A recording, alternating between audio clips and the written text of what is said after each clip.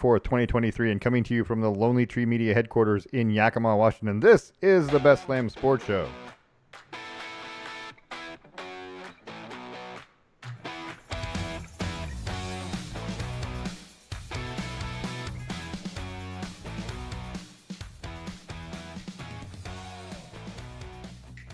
Yeah, so we got some stuff to talk about today. We're getting into the heat of where everything comes together, where all the sports come together. My name is David Lamm. I'm your host. With me is my son Parker. Say hello, Parker. Hello, Parker. Thank you very much.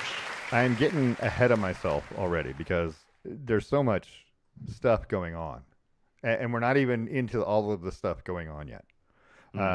But that's well said. we're not even full on into it, but we have Major League Baseball playoffs, the wild card series, game 2s even today, right? Game 1s were yesterday. Game 2s are today. We've got the WNBA playoffs starting this Sunday. We've got college football in full swing. The conference schedule's in full swing. Week 5. What are we? Week 6? Week 6? College football? Yeah. Week 6 officially. Technically week 7. Right. Because we had week 0, right? This is week 6. Week 6. So it was week 6 this week coming up. So everyone's pretty much played 5 games except you know the occasional team. Anyway, and then the NFL, which is week 4, they're always one game behind, right? We're going to talk about week 4, so they're going to be on week 5 this week. Oh my gosh, it's going on. NHL has started preseason. The NBA, they're in camp already. They're going to start preseason games shortly. Next week? I think it's next week. Anyway, it's all going to come to a head here in about 20 days or so, where you're going to have NBA games that count. You're going to have NHL games that count. You're going to have Major League Baseball games in the playoffs. We're going to have NFL. We're going to have college football. The WNBA takes like 7 days between games to play the finals. I don't know why. And Major League Soccer, we haven't talked about that almost all season long. And the Timbers are back in the playoff hunt like they do every year at the end of the season. Literally just 3 points out of second place in the Western Conference. So close. And yet they're in 7th place. So that tells you the jumble that is the playoffs. Anyway, all that stuff is coming. And in next week, it's going to next couple of weeks, it's going to come to a head. And we're going to have a bazillion things to talk about. This week we're going to try and keep it short, although I haven't done that already. I have a trivia question for you. Let's hear it. Are you ready? Yes. We'll do the answer at the end, so don't answer. But here's the question. Okay. Major League Baseball playoffs started, right? Wild card games wild card series are in full swing. Okay. The question is, only one team. No, that's not true. Let's back up. I want you to. Yeah. Okay, I'm trying to phrase the question the right way, and I didn't write it down. Okay. What's the record? I don't want to say it. What's the record for the fewest amount of regular season wins for a team that won the World Series? Okay. That's what the question I wanted to ask. So, what's the record for fewest regular season wins for a team that went on the win? Yeah, they made the playoffs. They went on to win the World Series. What's the record? So they play 162 regular season games. So there's that. Anyway, we'll answer it at the end. Let's talk about Major League Baseball playoffs real quick because we can. The Texas Rangers ousted the Rays. The Rays won 99 regular season games. 99 is a lot. Yeah. But the Texas Rangers knocked them right out in 2 games. The Rays knocked themselves out of game 1 with a 4-0 loss, and they had 4 errors in that game, and they looked terrible. And then the Rangers just bombed them 7-1 in game 2 today. So the Rays are out already. One of the top 4 teams in the league are out, and the Rangers are on. If you like chaos, that's a big deal, right? Minnesota has advanced. Minnesota yesterday won the first game. They won 3-1. It was the first win in a playoff game since 2004.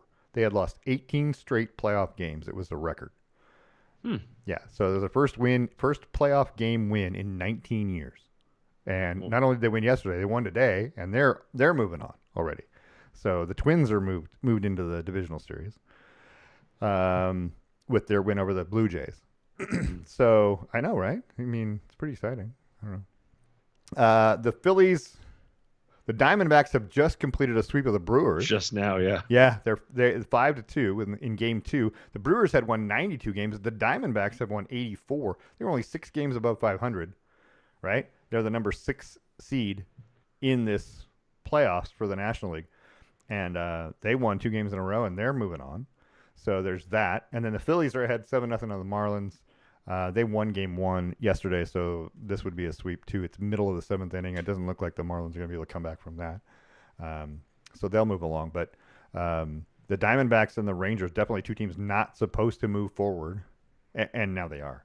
The big deal is once you get in, you're in. You're in the playoffs. Doesn't matter what your record was in the regular season. It doesn't matter now. You just need to win 2 of 3 games in the wild card, and you move along, which makes it pretty exciting. So, did you watch any baseball? That's my question. Baseball's boring. No. I get it. Okay, all right. I didn't think you did, but I was just asking. I just didn't have time for it. I mean, most of it's on. I mean, hey, it doesn't move the needle a ton for me. Early baseball. Now, if I look at the score and it's 3-3, top of the 9th, I might turn on the TV, right? Or if it's close games, but. I mean, the Phillies are up 7-0 on the Marlins. What is my incentive to watch this game? Nothing. The Rangers beat the Rays 7-1. What are my 2 of the 4 games are blowouts. Yeah, I consider that a blowout. 7-0, 7-1, I consider a blowout. It is. It might not be like historically a blowout, or maybe not historically, recently a blowout, because recently you've been getting games that are like 23-2. Yeah, there's been a lot of scoring. A lot of scoring lately. It's because the balls are juiced. Maybe. But that's another topic for another day. Balls are bad. No, I haven't been able to tune into that many of them, so I try and catch ones that are interesting or impactful. Like I watched a couple of the elimination games from the playoffs the other day. I watched like the Mariners game and stuff like that. Yeah. So I try and keep my eyes on those, but elsewise, like this sort of stuff, I'll tune in more during the actual playoffs. I'll tell you the problem I have with playoff baseball is that it takes too long. Remember that we're trying to hurry the games along with a pitch clock, right? Which this year apparently it did. Apparently it was pretty successful. Yeah. The time is down. Stolen bases were up. Scoring was also up, and still managed to keep the game down, which is great for fans because I mean, okay, let's be honest. A watch at home fan of baseball is happy the games are shorter. But if you go to the baseball game, I'm not necessarily happy it's shorter because I'm paying for it at that point, right? And if I bought a ticket to it, I want it to last, not necessarily 5 hours, but I extra innings would be great because it's free baseball at that point. But the problem with free baseball is what? They stopped selling alcohol after the 7th. That's true.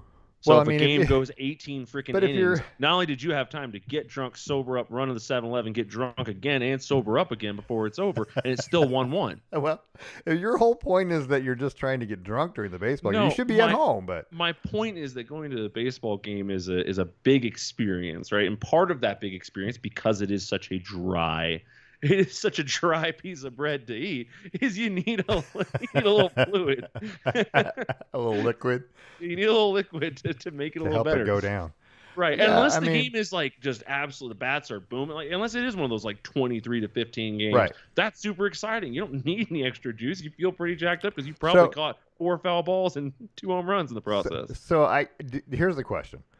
Baseball scoring. I mean, these games the games today, notwithstanding, 7-0 Phillies, 7-1 Texas, but 5-2 Arizona. Yesterday it was 6-5 or 6-4. That was a good game. But it has scoring in other sports marred baseball. You know what I'm saying? So like all the rules in the NFL that make it more conducive to score. Oh, you can't hit the quarterback here or there. Everything against the defense is a first down. Those things that make it more conducive for offenses to score. Has that ruined baseball? Because you expect baseball to be 21-14 and not 1-0, like a classic pitcher's duel. I mean, if you're a purist of baseball, you're going to like that. But if you're Right. not, if you're a football fan who casually watches baseball, you're going to go, this is boring. Just like soccer, Right. right? So I Um, think I think the goal of baseball right now is to attract new fans. Football has no problem attracting new fans. Basketball has no problem attracting new fans. People who are engaging in with those leagues, there's a lot of young people involved. You look around a baseball game and you see a lot of kids brought by their parents, and not that the parents aren't taking them to baseball or basketball games and stuff, but like you also see like large pods of older people, yeah, watching baseball because they've had season tickets for 30 years. Baseball isn't growing into the youth space without it being, I'm not going to say relevant, but without it being engaging right. to today's market. Everything's a little faster. You get everything a little faster. Everything was slower. If you wanted to know a piece of information 40 years ago, you had to work to find it out. Okay. So what is it? You had to go to a library. You had to do everything. So it's not just about attention spans are shorter. It's about the service is faster. Everything is faster now. So baseball has to kind of adapt to that to keep new members engaged. Old members don't really care about it that much. Which they are, I think. Attention spans are shorter. They because are. Things are faster. Yeah, that's natural. I mean, if you ask somebody in the 1940s, or somebody born in the 1880s, how they felt about attention spans in the 1940s, they'd be like, ugh. Right. It's for kids all over the place. Dang, and it's always that the newer generation that goes, oh, those kids, right? Those kids. So when I was a kid, and you needed information, right? There was no internet. Can right? I guess your process of just like figuring it out? If you needed information on something, guess what? You're going to go to a library, or you're going to ask someone first. You're going to ask, well, whoever's ask your parents. nearest, somebody older if you needed something that was historical. They don't know. Right. And then you're going to go to a library. Or you're going to go, library. if you had an encyclopedia at home, that was great if it was current.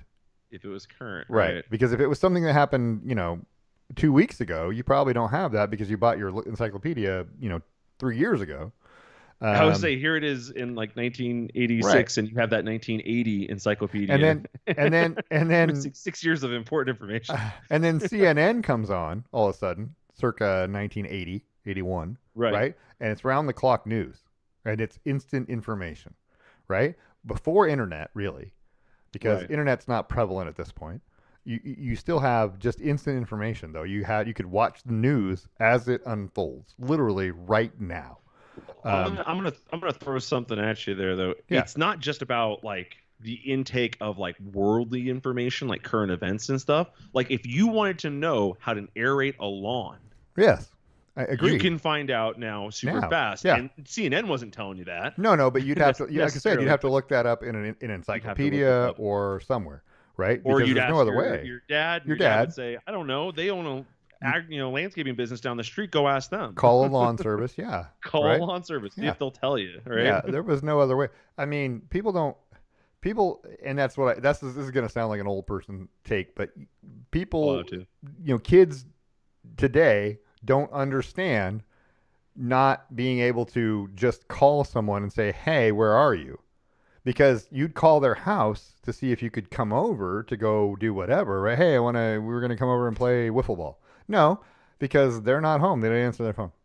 So you either take a chance that they're outside doing something, not near the phone, didn't hear it, couldn't get to it, or they're not home, right? And you don't know that. So either you ride your bike over there. This is when I was like 12. You ride your bike over there, right? And they're not home, or they are, and you get lucky. You know what I mean? There's that. You just didn't have that instant feedback of, hey, I can just call and say, hey, where are you? That didn't happen. There was no chance of that. And that kind of information, that instant feedback, is what people are used to now. Is that I can instantly know where all of my friends are, no matter where they are, and I can keep tabs of not just that, but hey, yeah, what's the correct way to slice a peach open, right? Right. And I know it immediately. How do I hit an avocado? Yeah, like, right. And it's immediate, and that and I get it. And that's my question: is how does baseball stay that relevant? Because baseball is traditional. It's classic. They're speeding up the game. Great.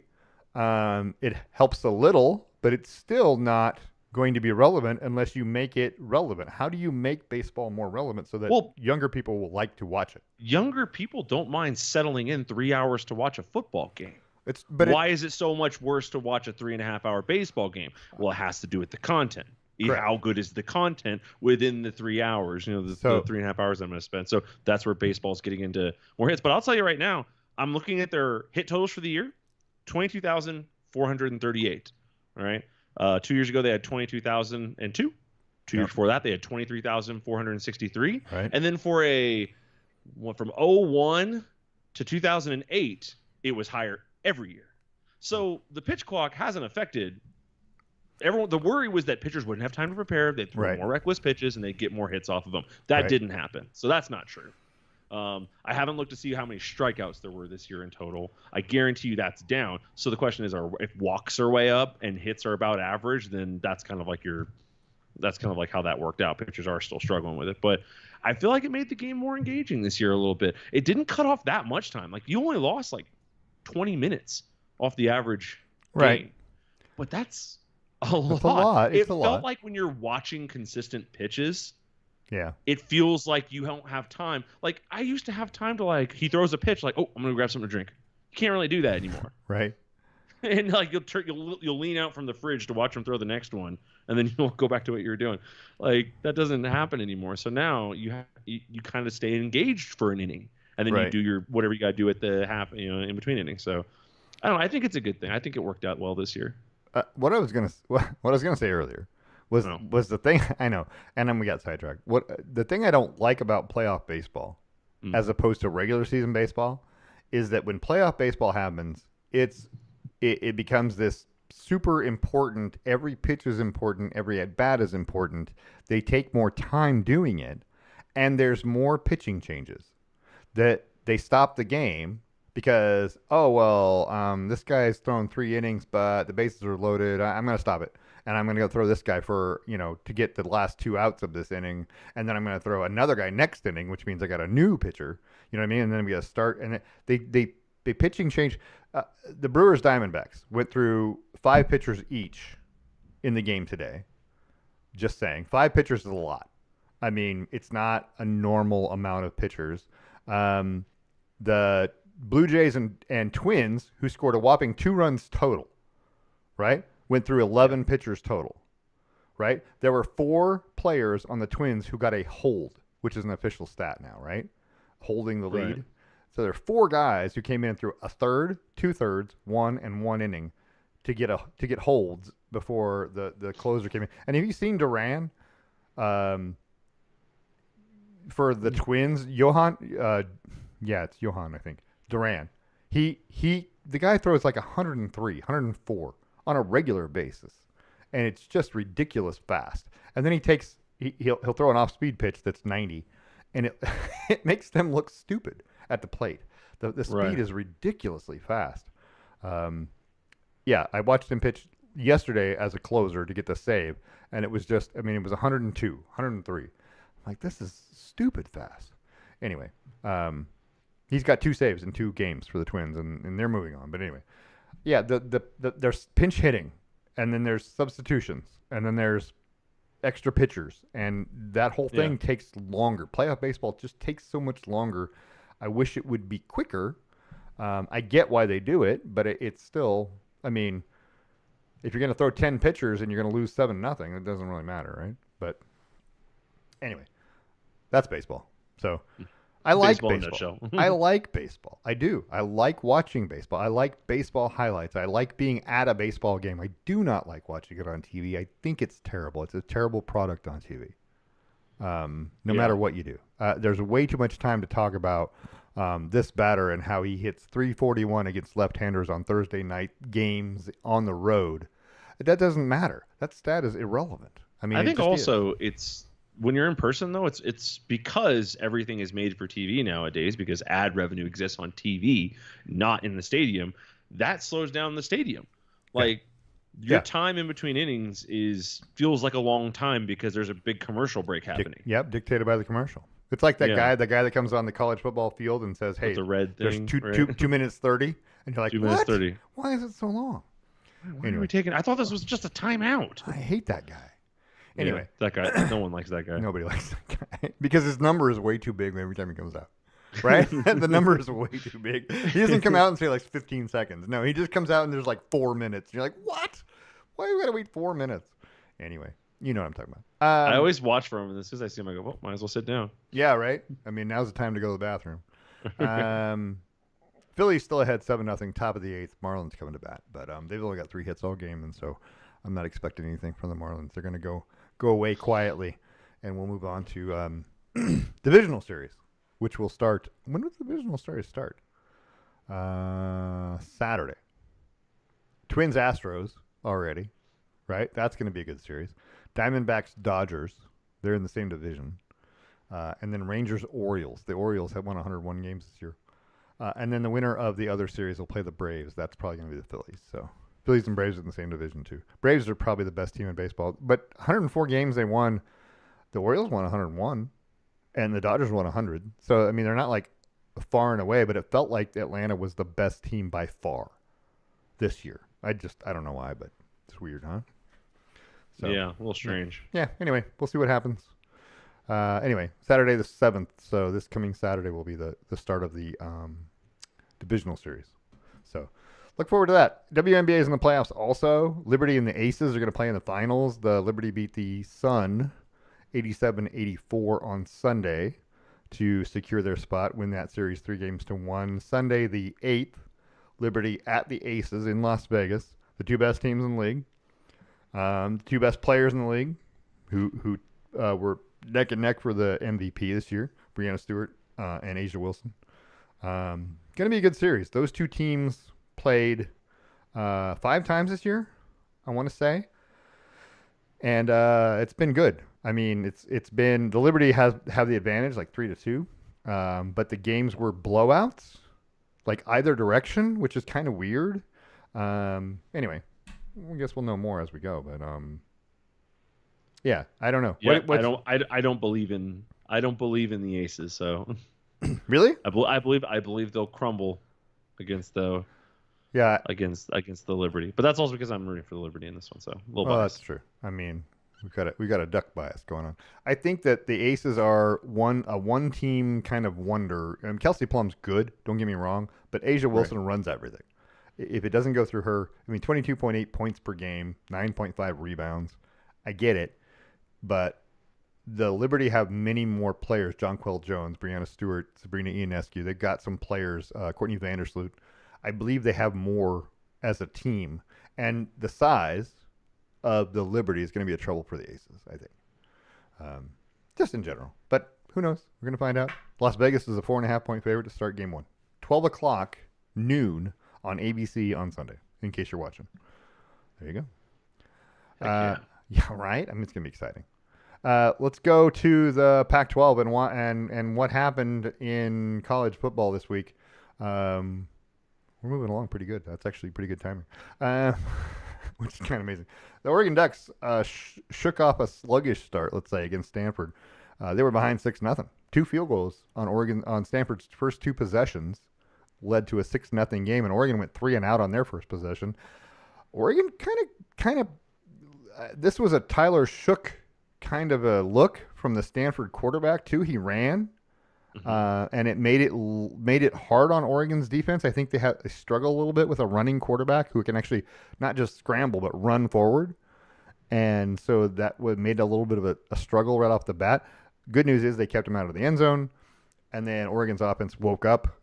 Middle second quarter, scored a couple touchdowns. Bo Nix threw for 4 touchdown passes in the second half. And it was not threw. He threw for 2. Is that right? He threw for 4. He threw for 4. Yeah, he threw for 4 in the second half. Yeah, and they just kind of ran away with it at the end. It was 42-6. But it was a struggle for a while, and it looked good. Yeah, did you feel ugly after like 15 minutes at the end of the first quarter? You're like me, and you're going, what is going on?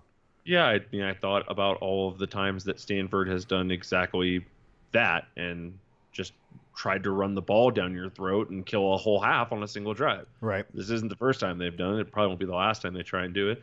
So I was thinking about that when all that happened. I was like, they're gonna do this again.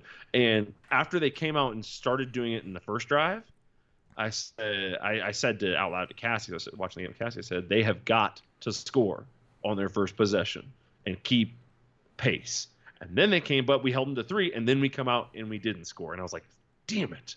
And then we gave the ball back, and they burned like another 7 or 8 minutes. And I was like, oh. And then we got the ball back, and we didn't score again. I'm like, right. Oh, okay, this is gonna be a rough day. It's a struggle. Yeah, it was a struggle. But the one difference between now and previous times is those Toby Gerhart, days when they were just grinding, is right. they were scoring at the end of it. They right. would march down the field all the way into the end zone right. and burn 10 minutes along the way. This time they weren't getting touchdowns, so you right. had like a slight bit of hope. And then the moment we scored our first one, I was like, oh, the lid's about to come off. Yep, that's exactly what I said. The minute they scored the first one, I was like, okay, now they found a rhythm. Got to get the ball back. They did, and then it was away we go.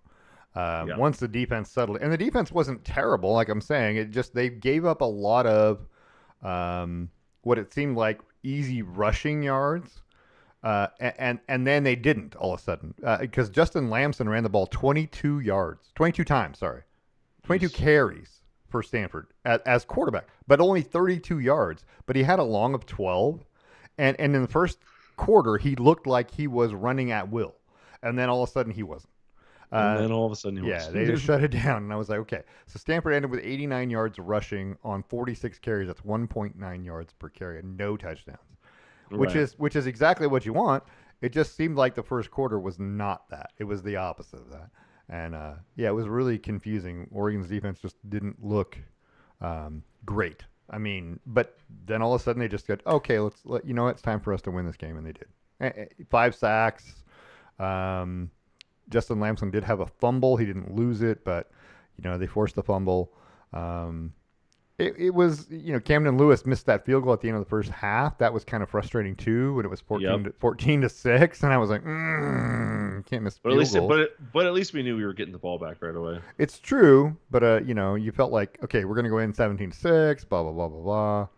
Anyway, it's still a 1-score game we win it. Yeah, it was. There was a lot of tense moments until it stressed me out for 20 minutes of gameplay. I feel like I was still kind of stressed going into the third quarter, and I was like, okay, we need to take the ball down, we need to score, and blah blah blah blah, and they did. And then it was like, okay, now I feel better. It's 21-6, blah blah blah blah. I don't know.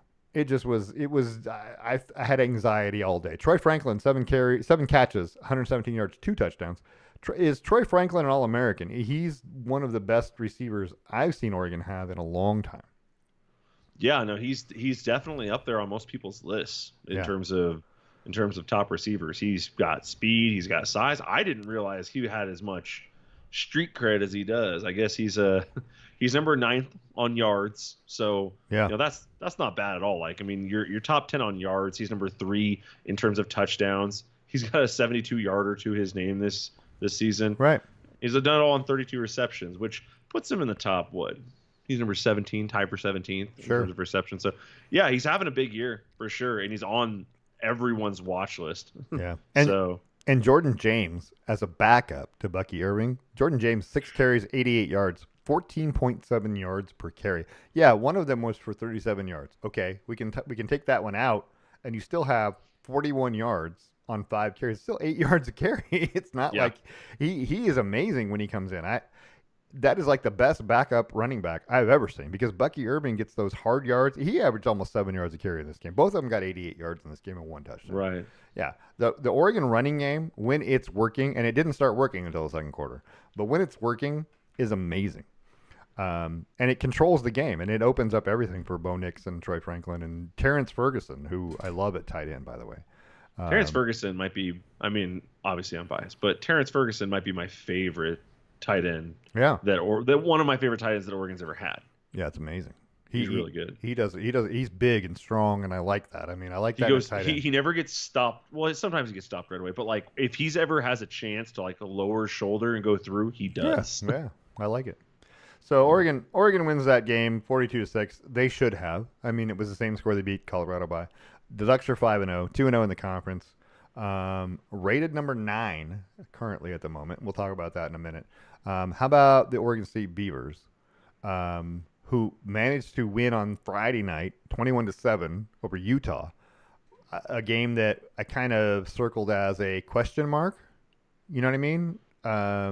But Utah without Cam Rising has not been offensively any kind of good. But Oregon State did what they needed to do. They didn't look great. Don't get me wrong, offensively, but defensively they did everything they needed to do, and they won a football game that they needed to win. They're 4-1, 1-1 in the Pac-12. Utah also 4-1 now, 1-1. It was a good win for Oregon State. If you're an Oregon State fan, kudos. You got more tough games coming. You're glad you got Utah without Cam Rising. But I don't know when he's coming back, because that's been the question. He's warmed up for the last 2 games. Like before the game, he's been out there warming up, but he hasn't played. So I don't know. I don't know where to put Utah now. That's a good question, right? Yeah, I mean, Utah's kind of all over the place. They just lost their starting defensive end in that game for the rest of the season. He blew out his ACL. So that kind of sucks. They were super shorthanded. So you kind of want to say, all right, well, maybe they're not that bad. They need to get their people back. But also, you kind of still have to field a competent team, and that quarterback is not good. Nate Johnson? Nate Johnson is a fantastic runner. He is an awful quarterback. And the backup, Bryson Barnes, when they finally put him in, was great until an Oregon State player popped him illegally, and he was out for the rest of the game. That happens. So it's like, that's so brutal. There were some question marks in this game, though. Like, Oregon State put in Aiden Childs for a single drive in the middle of the game. Yeah, it was kind of weird. I have no clue why. But they were saying on the broadcast that they knew that was going to happen. That was part of their game plan. But I'm like, why? I don't know. Why is it part of your game plan? DJU, looked better. Okay. Better than last week. Oh, yes. Looked better than last week. Yes. But still not great. Not great. No. And against a team with as many injuries as they had, he should have carved them up. You would think so. But it just didn't quite happen. That was interesting. 1 touchdown, 1 interception, 204 yards. But they try to run the ball exclusively, right? To try and, Martinez is their guy, and I get it. Or, I don't know. Oregon State ran for 131 yards. They threw for 227. They ended up with 358 yards of total offense, total yards. But Utah had 198 because they couldn't do anything in this game. They were just not good. 1.8 yards per rush. That's not going to win you any games. Both teams had 1 turnover, and the time of possession was close. It came down to some key plays that Oregon State made, an interception, that was important, and it just, I don't know. Yeah, I don't know. I still haven't. The jury's out on Oregon State. I don't know. They're going to play Cal next week, obviously, and then UCLA, and then Arizona, and then Colorado. Colorado will be a test. It's a road game, yeah. It's a road game, but the Cal, UCLA, Arizona, Colorado, Stanford swing. That's 5 games where they could win all 5 of those. Yeah, and then be presumably 9-1 playing Washington at home. We'll see. I mean, we'll know more. I mean, but I hope Oregon State is 10-1 when they play Oregon. I do. Yeah. Well, yeah. You don't want them to lose a bunch. You want them to be decent. But I mean, I'm over here. I'm looking at UCLA. They have UCLA in 2 weeks. Yeah. UCLA is 3-1. Yep. They've only got 1 loss. So they've played one less game, but they've only got 1 loss. Right. Cal's running the ball well. Cal it's a confusing team. Yeah, Arizona is also a confusing team. Right. So Arizona's a confusing team, but Cal's running the ball well. Yeah. So I think there's some at Cal and UCLA are slip-up games. I think they'll take at Arizona. But then, over the final 4 weeks of the season, at Colorado versus Washington, at Oregon, with Stanford in there. Yeah, that's tough. But I think that UCLA. So Utah has proven all season that they don't have much of an offense. No. So the fact that they didn't have much of an offense this game isn't really a surprise to me. So I need to see them play somebody who does have an offense. That next game would be UCLA. Yeah. That's the next one that I have circled for. Okay, let's see how well this defense does against an actual offense, because to this point, the only actual offense they played was Washington State, and they got lit up. Right. So it's still a lot to know. Washington beat Arizona 31-24 at home. Or no, at Arizona. Sorry, on the road. Washington's 5-0 heading into their bye week before they play Oregon. That's next week. Michael Penix, 363 yards. He's 30 of 40. 363 yards. No touchdowns. No interceptions. They did run for 4 touchdowns, but they only ran for 111 yards rushing. And somebody was saying, "Oh, look, their good news was they had a rushing game." Arizona ran for 110. Washington ran for 111. I mean, it wasn't like you guys were dominant on the ground. You had a Dylan Johnson who ran, 91 yards, 2 touchdowns, but 28 of that was on one play. Anyway, did you stay up to watch this game? I did. I thought that Arizona might do it. They were close. They were there. They were close, and the problem was they had that turnover on downs. Yeah. After the fumble. Yeah. And that's when they blew it, because there it was 31-17, and they get the ball back, and I'm like, they can do this. Yeah. And then they turn it over on downs, yeah, and then at that point there wasn't enough time left. But yeah, it was. This should make Washington nervous, but not too nervous, because you still have. I get it. Michael Penix. You got guys, but Noah Fafita for Arizona with 3 touchdowns and an interception. Yeah. I mean, they were pretty good. Arizona looked good enough. The rushing game was just good enough to be, to keep them off guard. It was Arizona.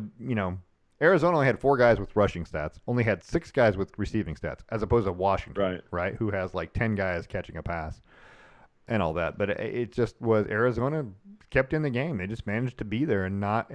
This was a game I thought Washington would just put them away at some point. They never did. And they stopped. They did the one thing you have to do against Michael Penix, which is stop the big play. Yep. That's whatever correct. The big play is, stop it. They did give up a 57-yard reception at one point, but stop the big play. Do not let them have consistent 40-yard receptions, big, massive, busted coverages, and things like that. Make them get impatient, going underneath and going slow. Right. So that's kind of the goal, because eventually I think that Michael Penix will force something if it's not going fast enough. Let's talk about the big game of the day for the Pac-12. That was USC 48, Colorado 41 at Colorado. Colorado falls to 3-2 and 2 straight losses, but USC had a pretty good-sized lead and looked like they were going to dominate this football game. And then all of a sudden, I mean, it was 48-21. It was a 27-point lead. And then Colorado scored 3 touchdowns, right? Yeah. And Omarion Miller, by the way, was amazing in this game. He looked like he could 7 catches, 196 yards, and a touchdown for Colorado. He might be the next star. I don't know where he came from because he wasn't there before. I mean, he was there obviously, but he wasn't. He was overshadowed by Jimmy Horn and some other guys and Tyler Hunter, or not Tyler Hunter. Is that right? Did I say that right? That sounds right. Yeah. Yeah, it sounds right. I don't know. Anyway. But yeah, that was an amazing game by him. He was like a breakout game. Caleb Williams threw 6 touchdown passes, and that was just enough to win. Colorado came back from that deficit, and it was just the second half was it was 27-14 Colorado in the second half. I didn't come away impressed with USC. Now, obviously needed the poll voters because they moved them down. But it was a win, and it was on the road. So, I mean, you can take that for what it's worth, but USC's defense has something missing. Am I wrong? It seems like it. It seems like a couple teams have gotten a little too close for comfort. Luckily for them, they have one of the best quarterbacks in college football, so they can kind of skate out of it. But, I mean, really, it just goes to show how quickly it can kind of turn on you, because I'm looking here at it's 41-14, right? USC scores 41-14, and then it's 41-21, and then it's 48-21, and then it's 40, and then it jumps up to 48-25 or whatever. Yeah. But then USC throws an interception, right? And then they get close on the 34. Yeah. And it's like, man, they got hot. You made one mistake. Yep. while they got hot, and that's all it took. That's all it took. They definitely had to come out and battle their way back from it a little bit, but I mean, at the end of the day, Colorado needed every bit of clock to get close, and they needed USC to make some mistakes. It's true. It's true. But the USC, I mean, after USC struggled, I'm going to call it that, against Arizona State, 42-28, and then 48-41 against Colorado, the voters moved them down. I mean, moved them behind Oregon, Right. which, is I said that last week, I think. Right. I mean, we talked about it. Anyway, I kind of figured that was kind of the thing because Oregon's not struggling, even though they did struggle a little bit against Stanford, but the end result was not a struggle, 42-6. If Oregon had beat Stanford 42-28, yes, we'd be talking about the same thing, and USC would still be ahead of them, but they didn't. USC still has Notre Dame at Notre Dame, Right. Utah at home, Washington at home, and at Oregon to play. So there's still 4 ranked teams in the top 20, 3 in the top 10 still to play. A lot of time left, yeah. And then a rivalry game against UCLA. You never know how that's going to turn out. So That's true. Yeah, That's true. Rivalry. And who knows? Caleb Williams might come back next year. And yeah, because he might make more money, right? Is that what the story was? Is that what they said? Yeah, he came out and said that, or I don't know if he came out and said, but somebody associated with him came out and said that, hey, he can make more money, at USC than playing in the NFL. So his incentive to go to the NFL needs to be team based, not salary based. Going first overall is Right. going first overall into who is what he wants more than how much. And he has like 5 teams that he wants to go to, right? So, but I mean, Yeah. But one of them's the Giants, so it could happen. Well, yeah, that's for sure. Anyway, we'll talk about that. We'll talk about that in a minute. But yeah, I'm looking over Colorado's drives here, and they had some big plays. He had a 65-yard pass to Omarion Miller, and then the next drive he had a 44-yard pass to Omarion Miller. Like, if it wasn't for Omarion Miller making some big plays, right? Because their standard drives look more like this: pass complete for 4 yards, run. They ran the ball well this game. That's what I saw in the second half that I hadn't seen all season. Right. They actually ran the ball decently, but pass complete for 4 yards, pass complete for 9 yards, pass complete for 7 yards, pass complete for 9 yards. That's what I see from Colorado most of the time. But normally they can't run the ball in between those. Here, that's a touchdown drive because it's complemented by a bunch of good runs in between. Right. So, they needed some magic from a receiver. They got some, and then they needed to stick to some fundamentals, and they actually were able to run the ball pretty well. So, if it looks like they're improving on anything, it's running the ball. Cal managed to improve to 3-2 with a 24-21 victory over Arizona State. Arizona State is struggling. I mean, they had some sanctions. They can't go to a bowl game this year. Not that they're going to do anyway.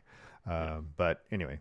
I totally forgot about that. Yeah, they're struggling. But they're 1-4, 0-2 in the Pac-12. But it's still a team that's dangerous. I mean, they obviously 3 points to Cal. They were in the game with USC last week. They have talent. It's just that they're, they know that there's nothing really to play for. So that kind of ruins the season, right? Yeah. Anyway, rest of the college football. Let's talk about some games in the rest of college football. And you know what? I don't have my thing up, so hold on just a second. Holding up, right? Hold on, wait on it. Penn State 41-13 over Northwestern in classic fashion. Penn State looks good, 5-0, 3-0. I mean, it was a tie game at the half. It was. Then they made the right adjustments. But I mean, that's what Oregon did, right? Oregon struggled for a while, and then boom. It wasn't a tie game at the half. No, but I mean, still, it was. They were behind in the second quarter. It was a slow first half. Yeah, exactly. But in this case, they were getting matched stride for stride in the first half. They were, but Penn State is better than Northwestern. They showed it in the second Agreed. half. And Penn State's good enough. I don't know if they're good enough to beat Ohio State and Michigan, but they're definitely good enough to be in that conversation. Notre Dame. Gosh, I hate that game. I want Notre Dame found a way to win 21-14 over Duke, or Duke found a way to lose. Call it whatever you want. Notre Dame gets. I mean, you can call it luck of the Irish, whatever. They get really lucky, to me. And that's what makes it so disgusting, right? That's what makes you watch them go, oh, yeah, freaking gross. Right. I don't understand that Notre Dame touchdown, right, where it's 4th and long, 4th and 16, and you let the quarterback, who can run, run.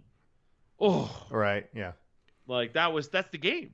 You make that stop, and it's tied, but you make that stop, it's a tie game. Notre Dame.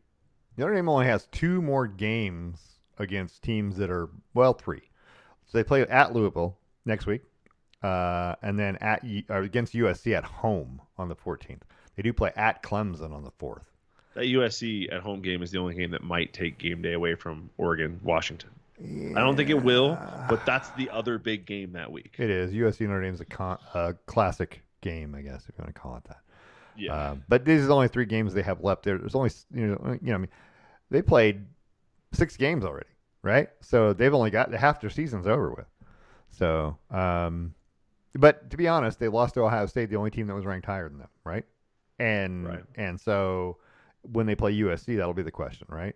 Clemson is still a team that can be dangerous if you're playing at Clemson. So they got a couple of more chances to lose. I'm hoping they do. I just don't like Notre Dame. I just don't like them.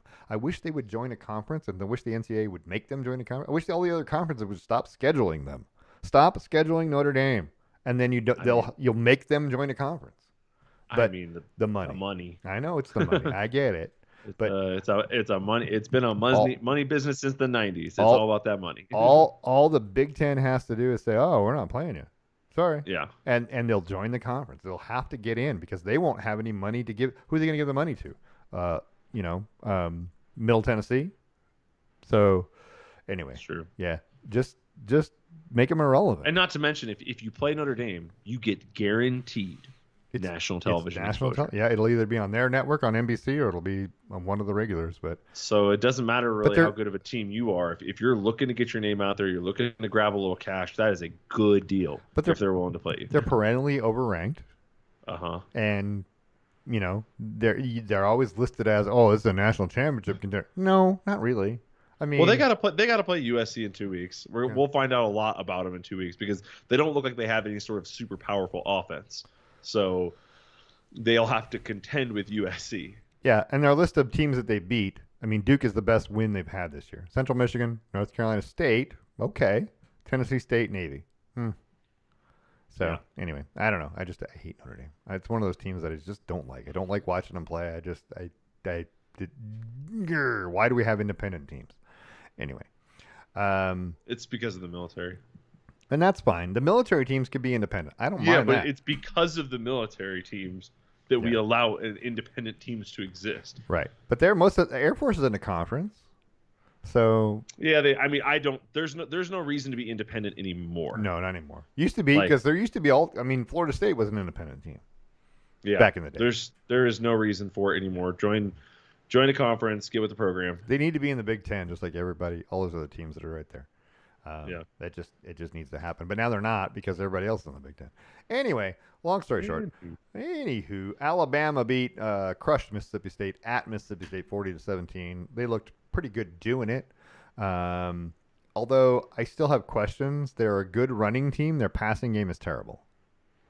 I think if you can stop the run, load up the box and make Jalen Milroe throw the ball, because he can't. I don't think he can. Anyway, that's just me talking, but whatever. So Alabama wins again. They're 4-1, 2-0 in the SEC. Mississippi State is not as good as they normally are this time of year. The LSU Ole Miss game was amazing. Did you watch? Yeah, it was exciting. Yeah, did you watch that game? That was amazing to me. Ole Miss wins 55-49 with 21 fourth quarter points to come from behind and win this game, and Judkins for Mississippi with 33 carries, 177 yards and a touchdown. 177 yards, really? Anyway, they answered every time. It was like score. They ran out to that 21-7 lead, and then it was back and forth for a while. And I just liked watching that kind of a football game where every possession was important. And it felt good to watch, and it felt good to watch LSU lose. I like watching LSU lose too. There's that. I mean, it's so funny because for years I had to listen to SEC fans talk about defense.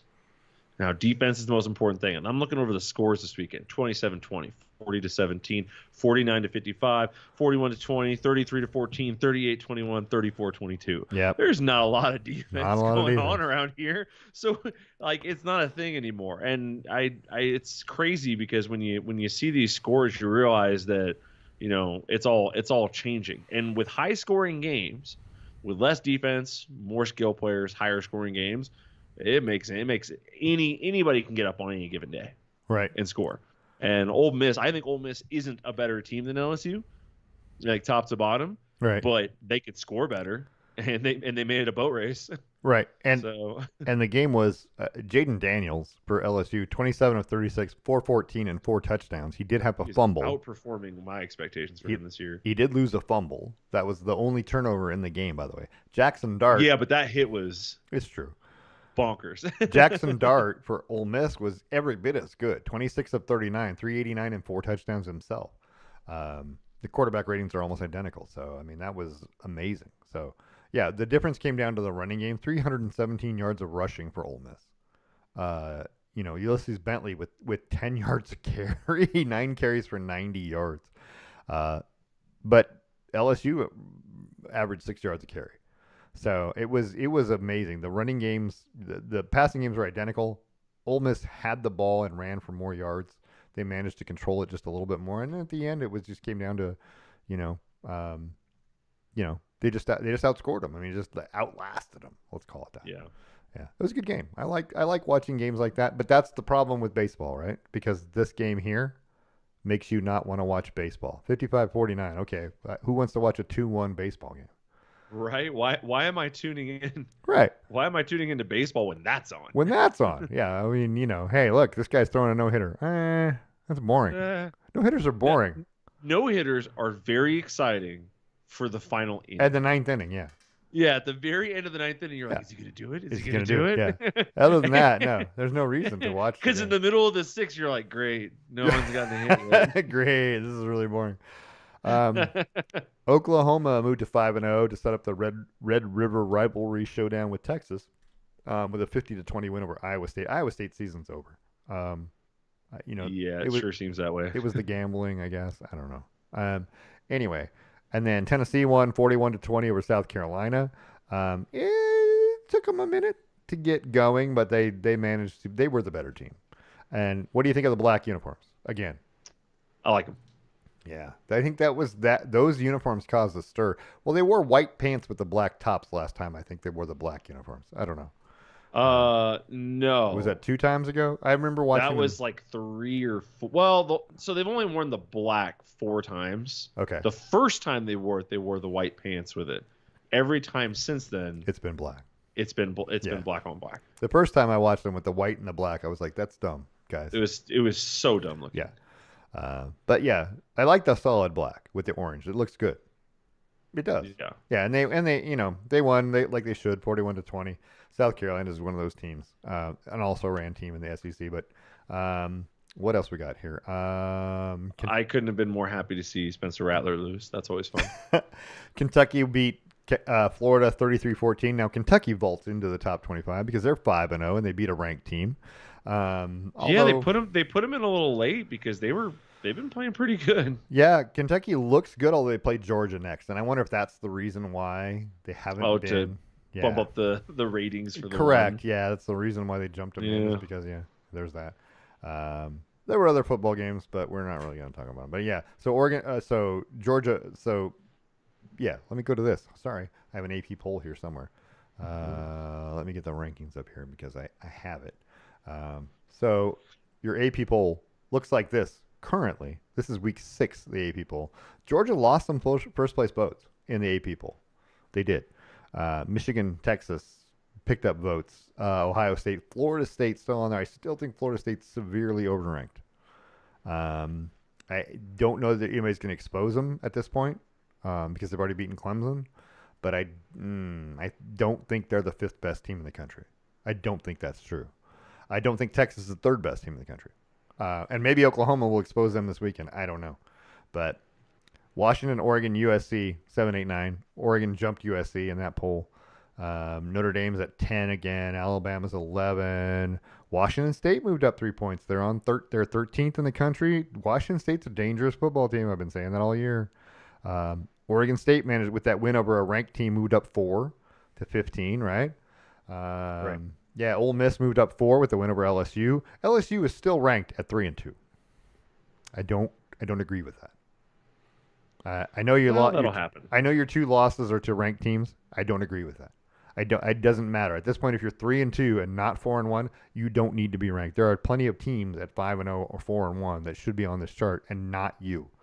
But somehow or other, they managed to stay on, which is the problem with the poll, because now you got a ranked team again still, and so whoever beats them next gets to beat a ranked team, even though they're a terrible team. Right. Yeah. So anyway, there's frustration on my part. But have you played with this All-State playoff predictor? I have. It's pretty. It's kind of fun. It's interesting, right? What happens? Do you win out? Do you lose? Who do you lose to? There's all that stuff, right? Right. Yeah, it's interesting. It's an interesting thing, but I don't know how accurate it is, right? Well, as of right now, they have Oregon as the lock from the Pac-12. They have Oregon as a 40% chance to make the playoff, Washington at 21, USC at 14. Oregon's playing good. That's what they have right now. Yeah. But if you click on Oregon and you put 1 loss and you select Washington, and then you assume they play for the conference title and make up for that, Yeah. it's about an 83% chance to make the playoff. Yeah. So it's still pretty good. Yeah. If Oregon can go through with 1 loss, any of these teams, Washington, Oregon, or USC, goes through with 1 loss and wins the conference championship game, they're going to go to the playoff. It's just when the loss occurs. Because Yeah, if Oregon loses to Oregon State, it's gone. It'll be tough. Well, okay, hold on. Well, hold on. If Oregon loses to Oregon State and still can play in the Pac-12 title game because there's no divisions anymore, Right. And they can. then probably, assumingly in this case, playing Oregon State again. Assuming Oregon beats hold on. Assuming Oregon beats Washington, right? Gives them a loss. Yeah. Loses to Oregon State at the end of the season, right? But Oregon State has lost to somebody else. Okay. Right. Oregon State probably loses another one. Yeah. And Oregon manages to sneak into the Pac-12 championship game, plays USC, an undefeated USC, and wins. They're going. Yeah. They're going to the playoff.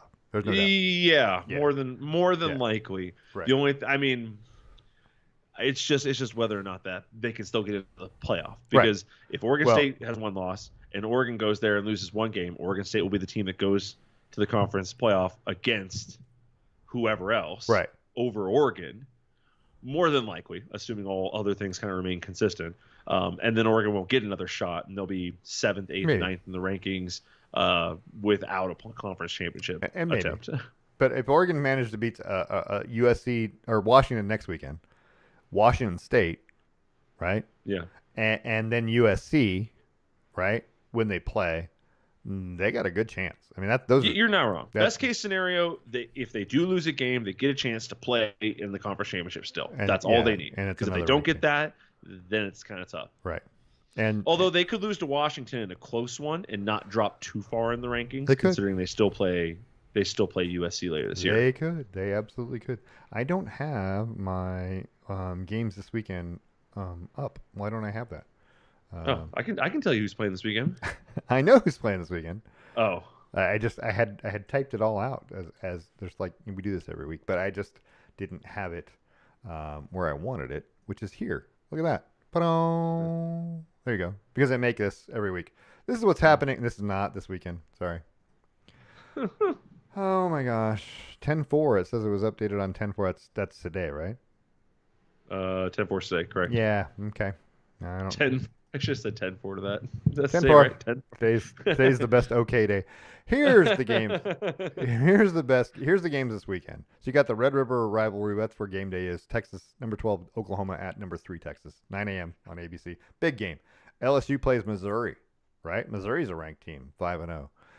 Washington State at UCLA. There's another good football game. Alabama at Texas A&M, who's not ranked, and we always think they're overrated, but there's a chance for Texas A&M, right, to prove something. Right. You got number 20 Kentucky at number 1 Georgia at 4 o'clock on ESPN.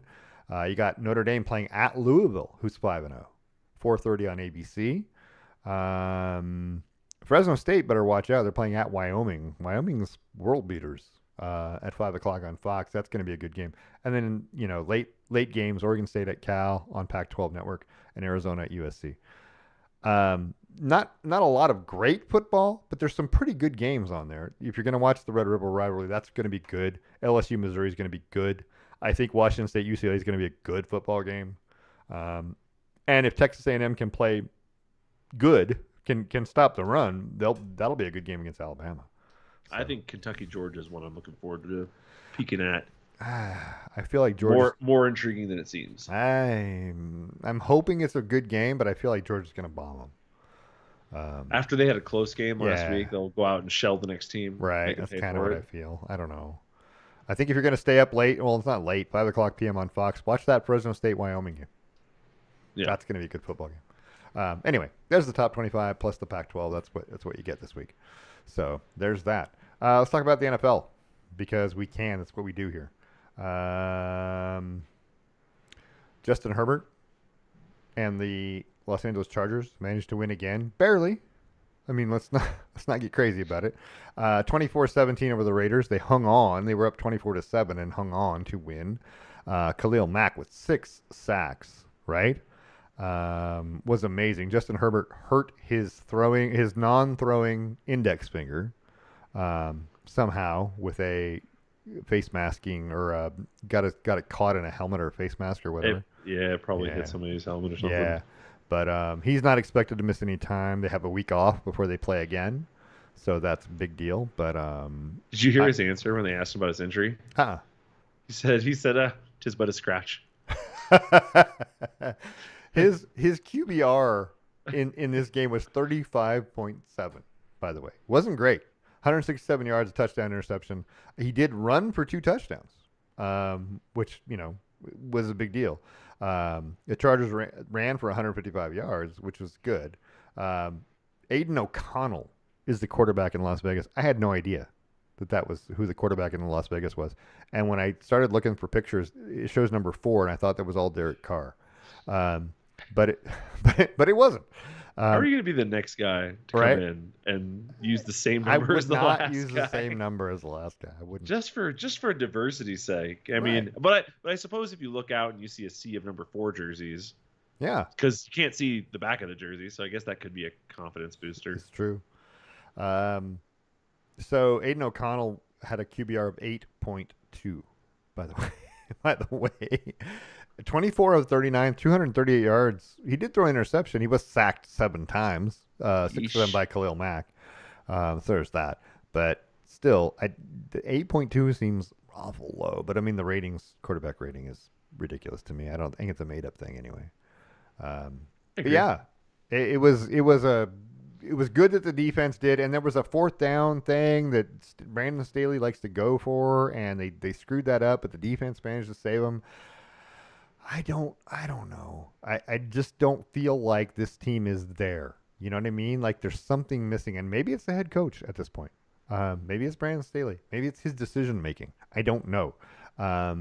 Justin Herbert does what he needs to do to win football games, but he doesn't always have the right. I mean, they're still without Austin Eckler, who they're Swiss Army knife. I don't know. Well, did you watch this game or did you see this game? Because it's not on. It wasn't on here. And I hate that. I can't just watch it. I have Red Zone. So you watched it, yeah. Well, I watched portions of it. Right. Because my game was on.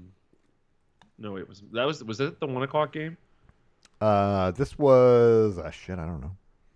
Good question. Crap. I feel like they were on at the same time as my game. Might have been. This was 105. Yeah. Okay, so this is an afternoon game. So no, it was not on at the same time as my game, but it was not. It was blacked out in our area. No, it wasn't. No, it wasn't. I am totally losing my mind here because I watched a bunch of it, but I set up 2 TVs for game day, so I was watching it on the smaller TV, and I thought that's because I was streaming it. But honestly, no, I'm not 100% sure. But I did get to see quite a bit of it, and I thought they played well enough, but you really just didn't love what you were seeing. No, it wasn't. It was weird. It was one of those games, yeah, I know. But 24-7 at the half, and you're like, yeah, this is right, yeah. And then the second half, they didn't score, which was awful. I mean, it just feels awful when you don't score. Anyway, the Chargers are 2-2. Raiders are 1-3.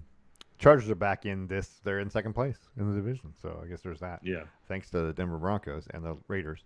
But that's Yay. we'll talk about that more in a minute.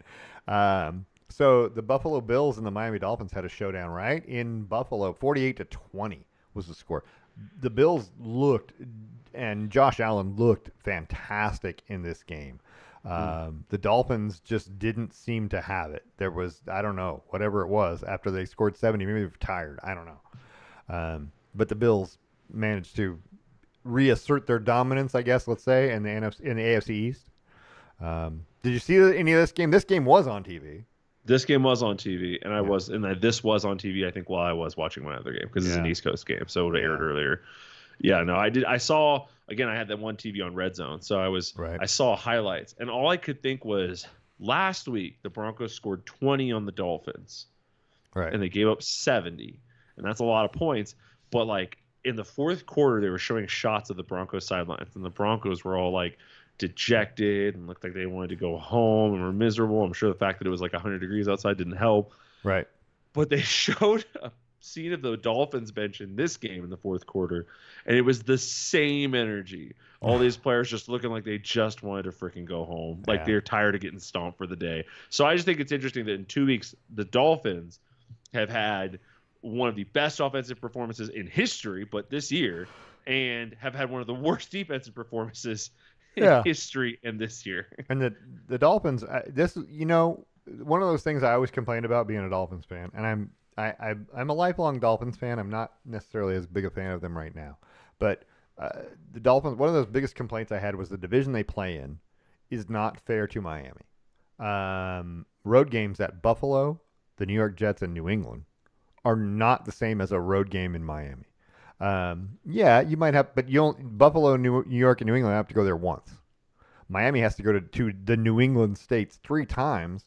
This was their opportunity. You're going to Buffalo in a great time. The weather was good, and you don't have to deal with snow and all that stuff. And they just blew it big time. So that's been one of my complaints, was that the Dolphins are like in a division that just sucks for them, to be honest with you, because they got 3 road games to shitty weather places. Every year. But it doesn't, it didn't matter in this game. They just were not good enough. And Miami's running game looked pretty good. I mean, it was all Devin Akane? I don't know how to say his last name. I don't either.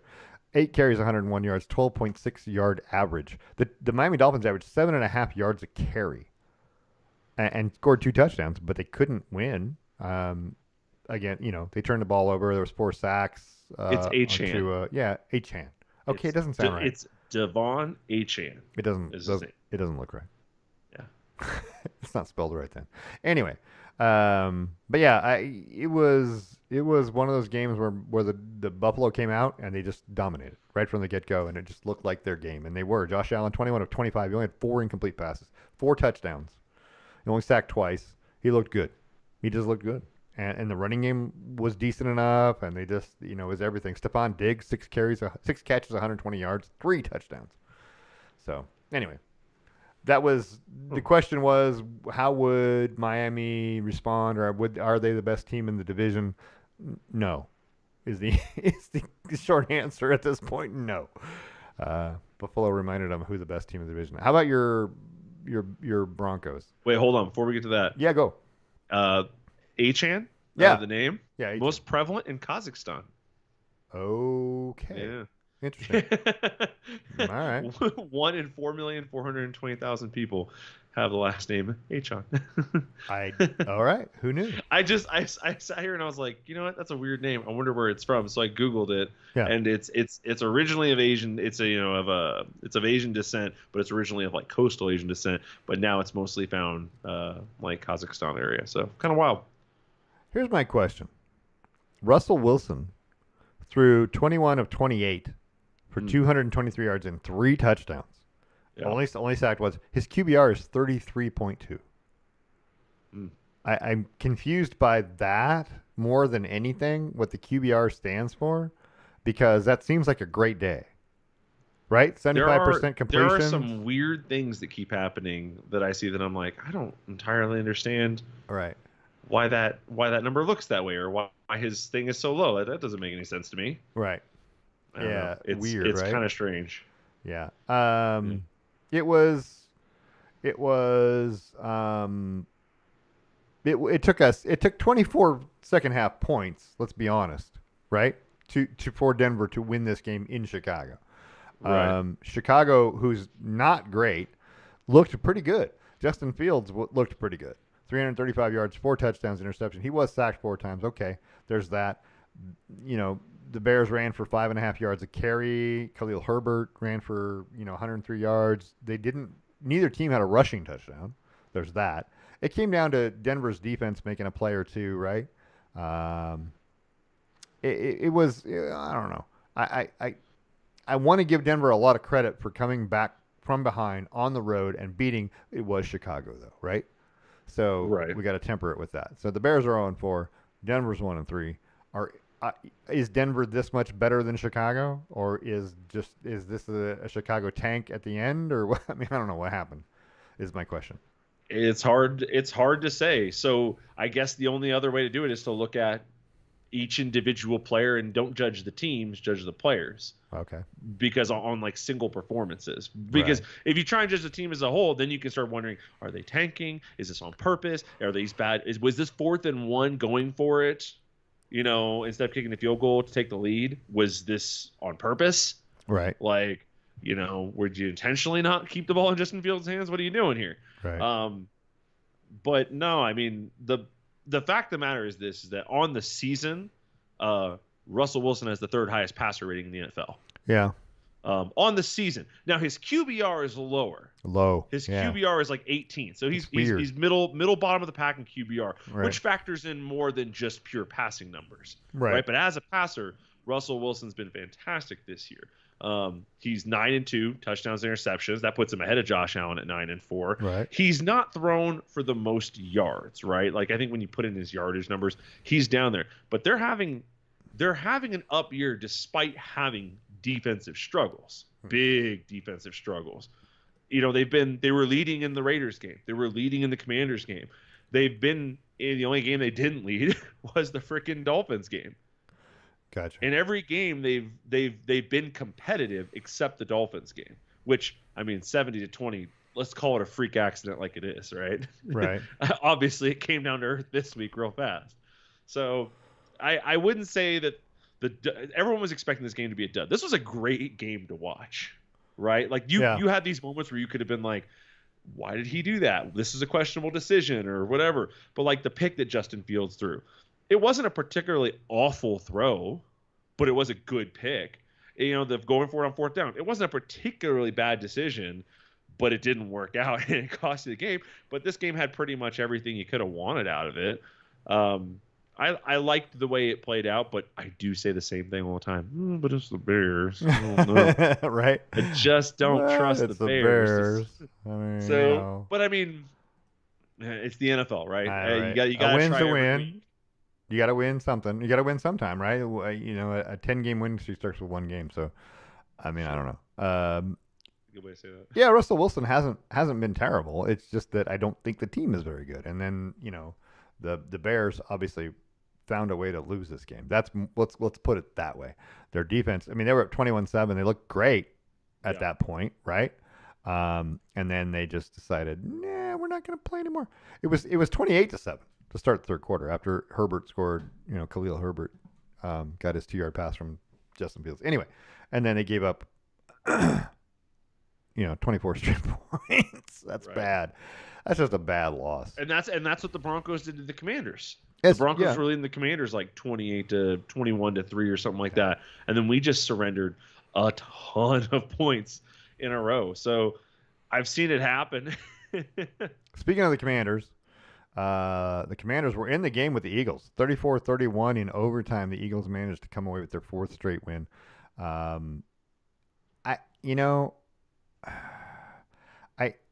Jake Elliott hit a 54-yard field goal in overtime to lift the Eagles to victory.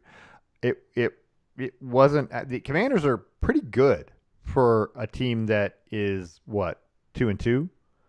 I feel like the Commanders are probably the best 2-2 team maybe out there. I don't know. Yeah, Yeah, they're better than they've been given credit for to start the season. yeah, and their defense is really good. Except they gave up 34 points in this one, but it's the Eagles. I mean, you're going to give up some points. Right. To stay in the game was what was amazing. Jalen Hurts 319 yards passing, 2 touchdowns. The Eagles are 4-0. Just as a I don't want to talk about it too much, but the Eagles are the Eagles. So they are who we thought they were. Yeah. But you know who we didn't think was this good? The Texans beat the Steelers 30-6. Yeah. Yeah, Little surprising. and I know the Steelers have some offensive injuries. Kenny Pickett left that game with an injury, by the way. But C.J. Stroud, the last couple of football games has been amazing. Right. Yeah, he was 16 of 30 in this one. Okay, the completion percentage is not great, but it's 306 yards, 2 touchdowns, no interceptions, no sacks, with a rating of 111, a QBR of 76, right? Against Jacksonville last week, 20 of 30, 280 yards, 2 touchdowns, no interceptions, no sacks, right? A QBR of 86. Um, the 2 games before that, the first 2 games of the season, he was sacked 6 times versus Indianapolis, 5 times against Baltimore. So if they keep him upright, he's been amazing the last 2 games. I mean, he's got 6 touchdowns and no interceptions this season. So he's learning, and I think that you watch him as you watch him every week, he's gotten a little bit better at what he's done. I think they're going to be Houston might be dangerous. I don't know.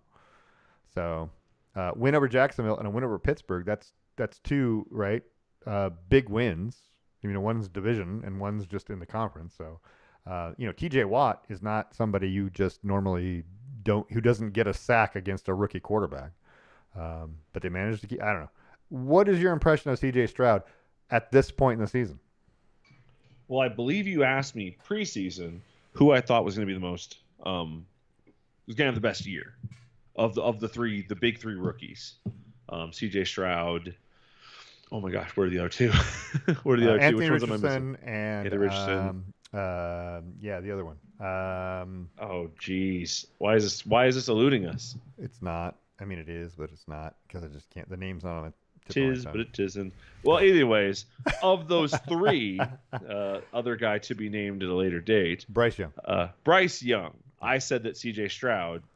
I said that Anthony Richardson wouldn't surprise me if he had the best year, but I said that C.J. Stroud was most likely to.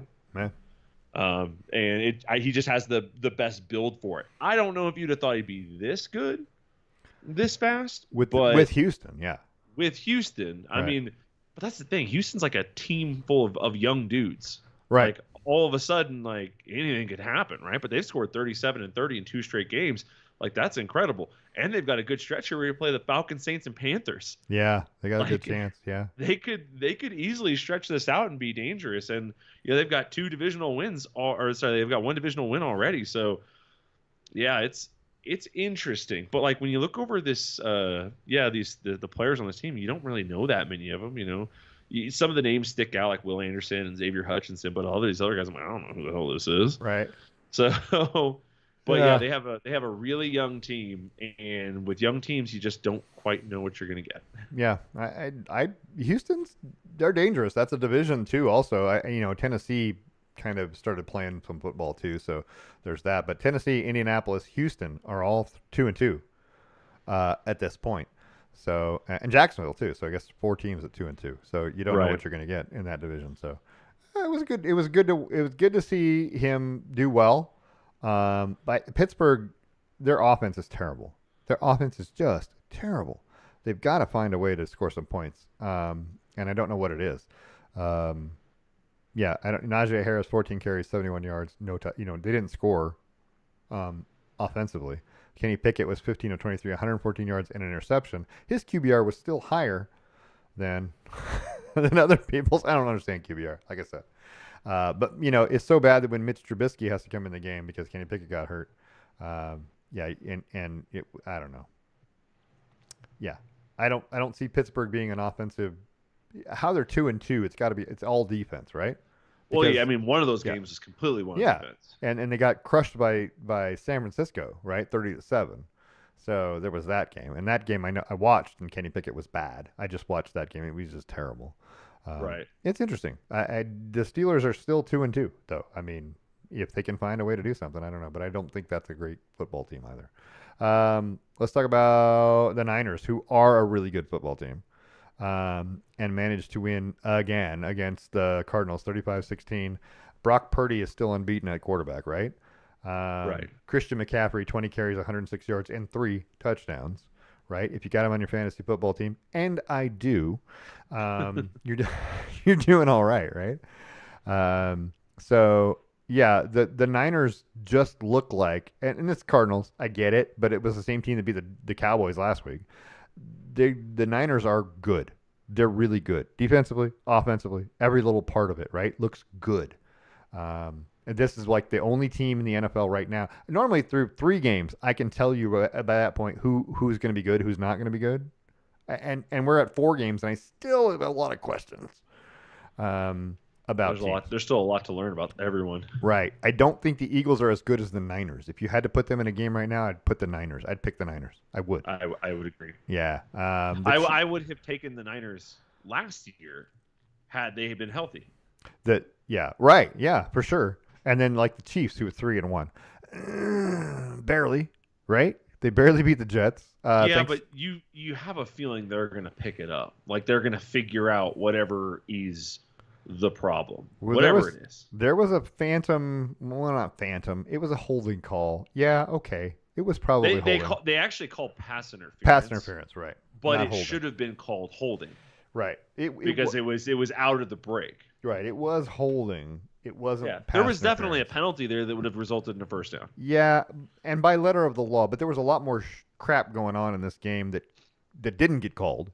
Right. So there's one of those penalties where you go, okay, I could see where they didn't if they didn't call it, but yeah, they did. So they did, and you know why that Robert Saleh got upset about the game, about the outcome, right? But still, your team shouldn't have been in that position. I mean, you were there. It was 2020. You were there in this game, and just managed to not. And you shouldn't have been. And you.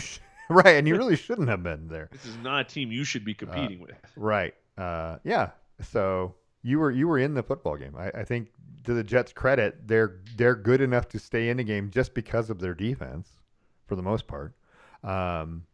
In most any football game, they're going to be right there, and you better find a way to beat them offensively. You got to find a way to score.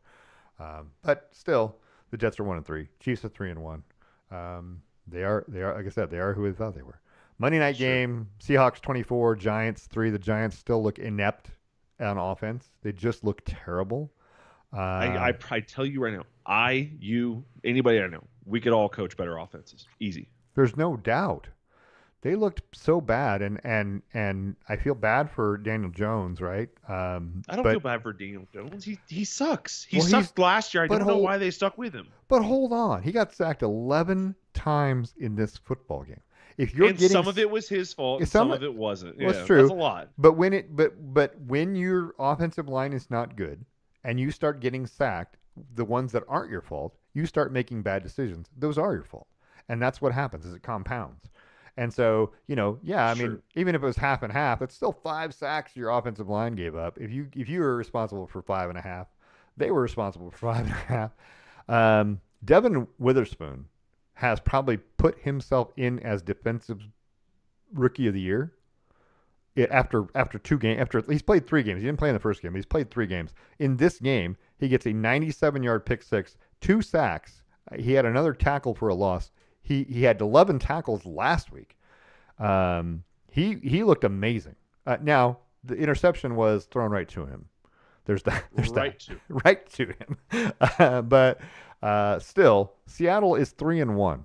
Are we buying Seattle as a 3-1 team? No.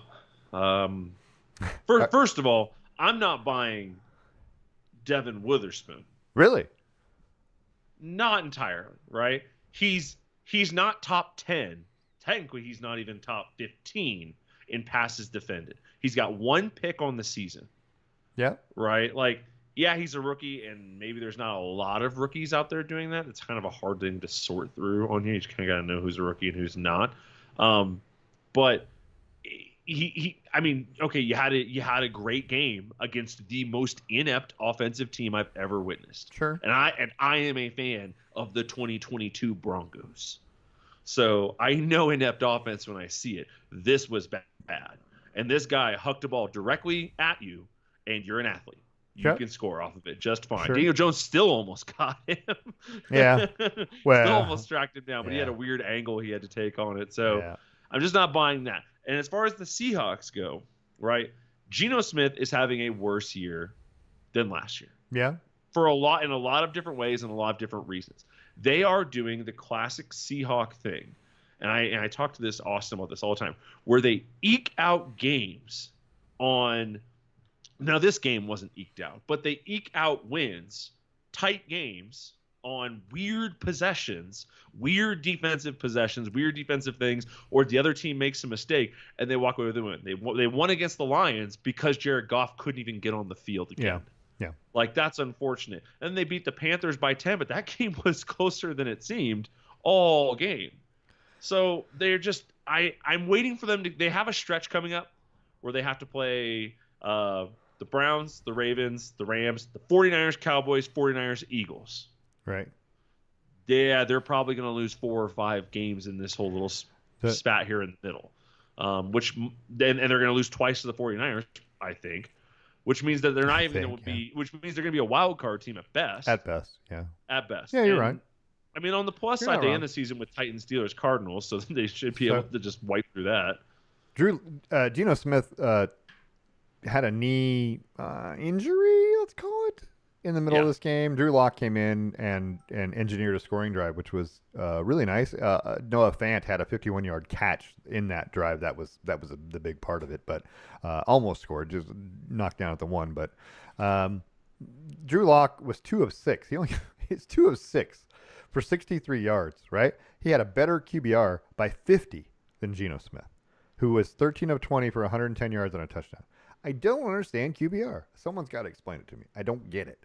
I know sacks are probably part of it, and the yard average per attempt is probably part of it. I get it.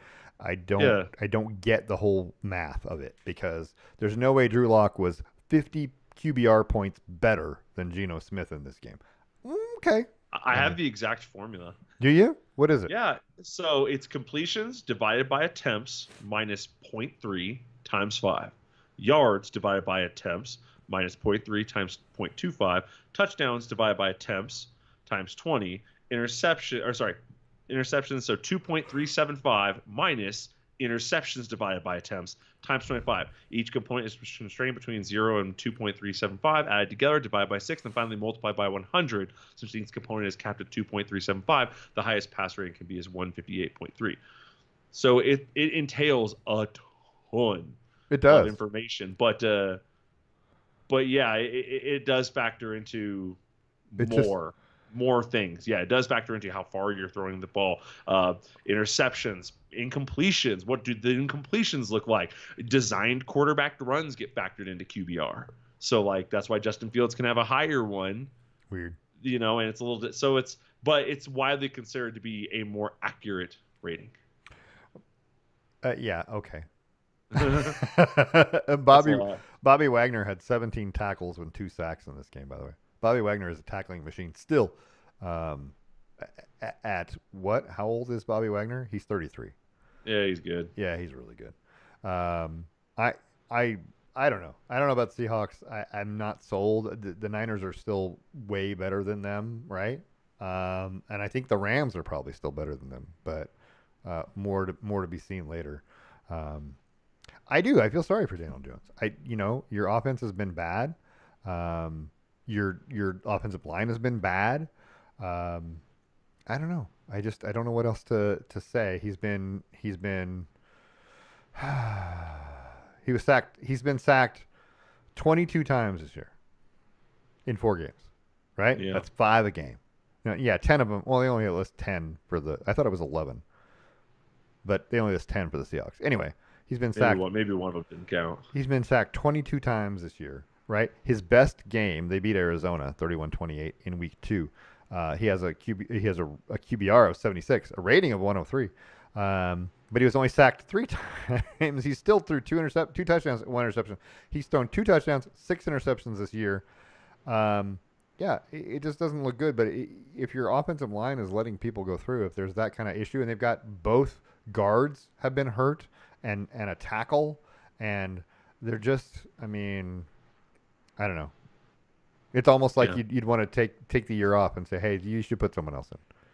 They're dead last in points per game, and they're second to last in total yards per game. Do you know who's floating right around them? In points per game and yards per game? Yeah, the person who's above them and below them in each category, or not above them and below, but like, so they're last in points per game. Who's right above them? And they're second to last in total yards per game. Who's right below them? Oh, same team. Arizona? Cincinnati. Oh yeah, Cincinnati's been bad.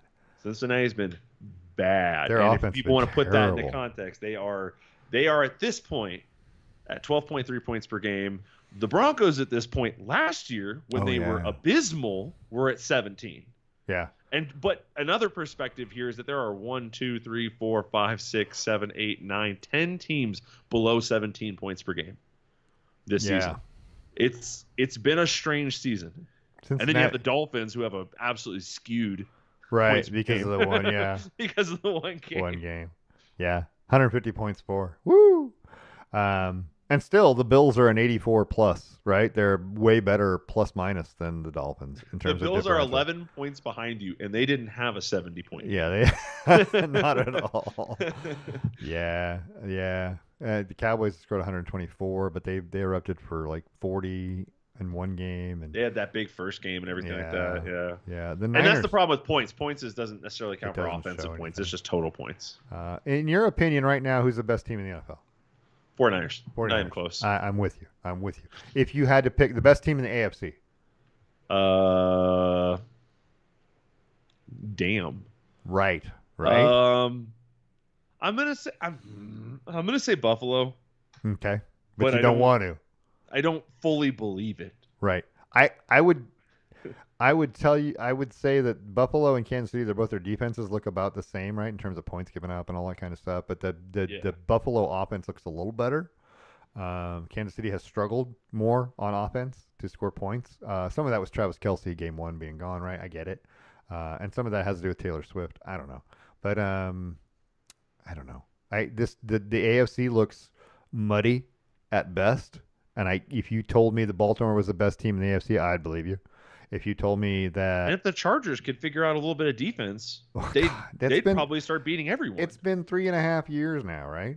Right. No, it isn't working. I honestly think if the Chargers finish like I think they're going to finish this year, which is 9-8, you need to get rid of the coach. He needs to be gone. You got to find somebody else who's going to find a way to do this because you got enough talent offensively. Your defense. Khalil Mack had 6 sacks. What more do you want out of your defense? But you still struggled, and you still make some stupid fourth down call decisions that don't need to be made. Let's go for it on fourth down. That's what the analytics say. Stop it. You don't need to always go by, it's 4th and 1, and they say we got a 60% chance.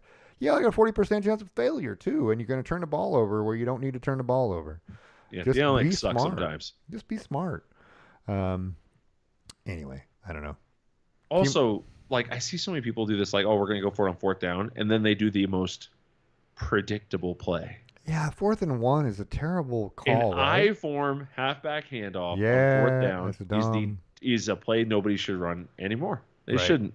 I don't even think quarterback sneaks are as effective as you think they are. I mean, they're good. Unless you're Philadelphia, right? At which point they're close to 96% effective this season. Which is amazing. I just don't know how. It's got to be the offensive line, right? Because your quarterback's not doing that.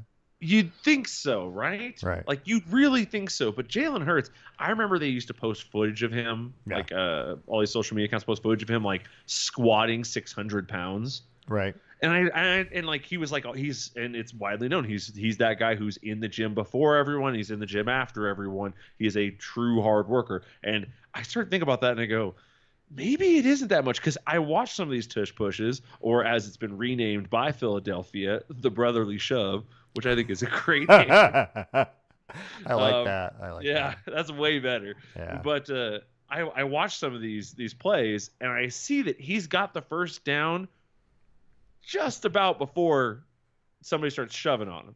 So he's really close a lot before he even gets a shove. Huh. So I don't know. I kind of think it would still work. I think it's a combination of good offensive line, good discipline, and then a strong-legged quarterback who kind of knows where to take the ball and what to do with it. And so I kind of think with that in mind, you kind of got to do it. I think you have to take your chances getting a penalty on that play. Like you need to line up over slightly between the center and the guard, and you need to try and jump it. And you need to take your chances popping Jalen Hurts on an encroachment. I do like see if you can get it. I do like Brotherly Shove. That's a great name. Yeah, it was because J.J. Watt said that the tush push was a weird name. And so the Philadelphia, the Eagles responded, say after consideration, we have renamed it the Brotherly Shove. Oh my gosh. Let's go back to the trivia question. Do you remember the trivia question? Because I don't. Because I tried to ask it and it was all sounded like garbage. Worst record, still made the World Series. Still won the World Series? The lowest amount of regular season wins that won the World Series. That was the question. And you asked what the number was. Yeah, what's the number? So they play 162 games. What's the lowest amount, and who did it, I guess is the question, of wins for a team to ever win the World Series? Well, I'm going to guess the Yankees. Okay. That's always a good guess. I mean, they've been to a ton of them, so that's literally the only reason I'm guessing them. The Dodgers would have been a good also guess. But I'm going to guess the Yankees. Say 74 wins?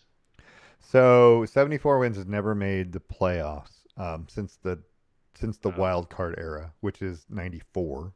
But no. The answer is officially the Minnesota Twins. The 87 Minnesota Twins really won 85 games.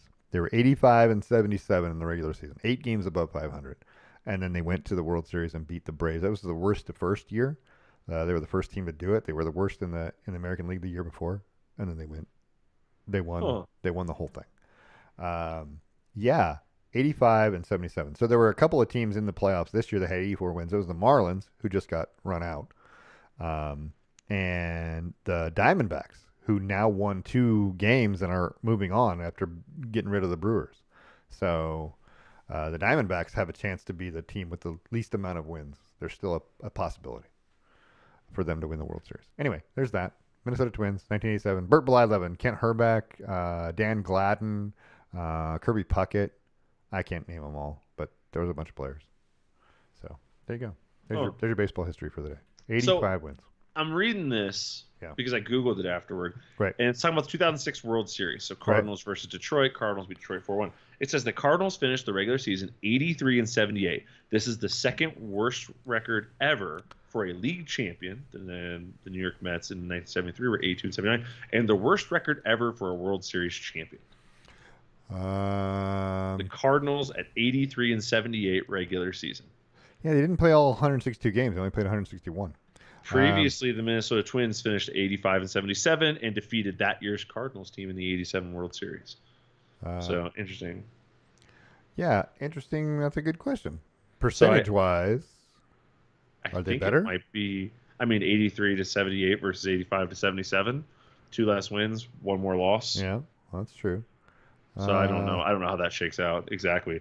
5-16. They're 5-16. Well, it's interesting because they didn't show that. That didn't come up in my search. So dun dun dun. Interesting. Stat correction of the day. There you go. Huh. I wonder why they didn't come up. I Googled Minnesota Twins losses regular season World Series. That's what I Googled, the phrasing. And first thing that popped up, it says the Cardinals finished the regular season. Blah, blah, blah, blah. So, yeah. No. Interesting. Regardless, though, that's not a lot of wins. No, you're barely 500. But like I said earlier, all you got to do is get in the playoffs. If you just get in, then it doesn't matter. You can win. So right? has there ever been anybody who's played for the World Series with a sub 500? No. Okay. I looked that up. No. Fair enough. I'm not in modern baseball anyway. There may have been way back in like 1910 or something, but no. Yeah, but there's only like 30 games that year. I don't know how many. They've been playing lots of games since right when they started. I don't know why, but anyway. All right. Well, that's all we got. Yeah. Anything you want to talk about? Yeah, actually, I sent you a super cool picture You of did. Dan Lanning standing on the sideline of the Ducks game versus Colorado, and he's got these awesome, or not, I don't think that's against Colorado. That might be against Texas Tech. I'm not sure. He's got these awesome Nike Air Max ones on, I see him. and with an apple green on Yeah, them. They're I like 'em. freaking gorgeous. Yeah. And so I want to gripe about how the fact that I can't ever get these damn things, man. Yeah. Like, I don't understand how Nike thinks it is not in their best interest to put these things out to the world because people will eat them up. Well, they will. Absolutely eat them up. So there's no sense in withholding them. You know, I just want apple green stuff, man. More apple green is better. Maybe that's what. Here, let's show everybody. Maybe that's what. Here, there they are. There they are. Maybe that's what.